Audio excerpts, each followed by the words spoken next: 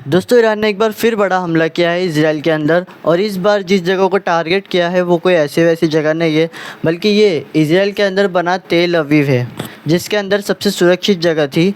Target ये था कि इज़राइल की जो डिफेंस मिनिस्ट्री हेडक्वार्टर है उसे उड़ाया जाए।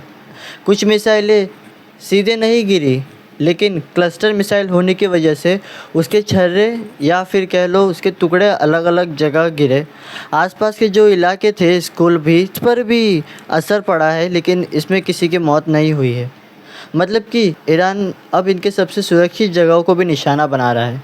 मैंने जैसे कि आपको बताया था कि क्लस्टर मिसाइल से हमला किया है ईरान ने, तो ये क्लस्टर मिसाइल क्यों ख़तरनाक है उसे समझिए। एक मिसाइल कई सारे बॉम्ब होते हैं, जिसमें उसमें वो मिसाइल फटती है जब, तब ये सारे बॉम्ब अलग अलग होकर जगहों पर गिर जाते हैं।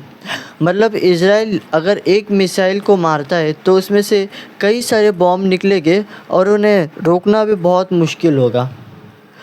ये मिसाइल स्पेशली ईरान इज़राइल पर ही छोड़ता है, क्योंकि अगर ऐसी मिसाइलें ईरान इन अरबी देशों पर छोड़ता है तो वो जो अरबी देश है वो पूरे तबाह हो जाएंगे, वो बर्बाद हो जाएंगे।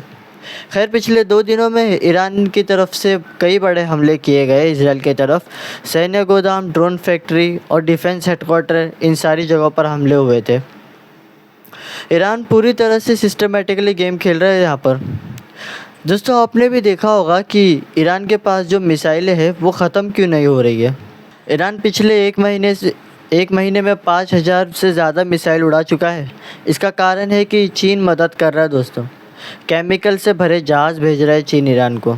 लगातार मिसाइलें बन रही है ईरान में। यरूशलेम में भी सायरन बजे, लोग बंकरों में घुस गए और वहाँ पर भी मिसाइल के टुकड़े गिरे, वही मिसाइल के छर्रे गिरे हैं वहाँ पर।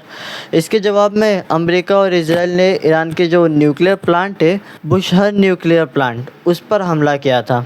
इसमें कोई रेडिएशन लीक तो नहीं हुई, लेकिन एक सिक्योरिटी गार्ड है जो उसकी मौत हो गई है इसमें। फ़िलहाल आज की खबरों में बस इतना ही। मिलती है किसी नई वीडियो के साथ।